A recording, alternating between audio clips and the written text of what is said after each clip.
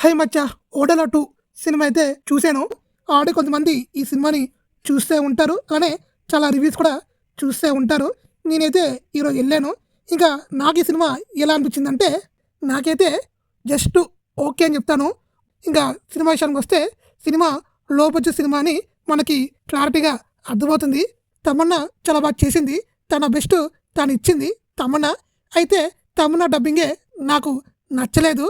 ఇంకా villain character అతను చాలా బాగా చేశాడు. ఈ సినిమాలో ద బెస్ట్ పర్ఫార్మ్ అయితే ఇచ్చాడు. విలన్ క్యారెక్టర్ మాత్రం చాలా బాగుంది. ఇంకా సీజీ వర్క్, ప్రొడక్షన్ వాల్యూస్ ఇవన్నీ లో బడ్జెట్ అని మనకి అర్థమైపోతుంది.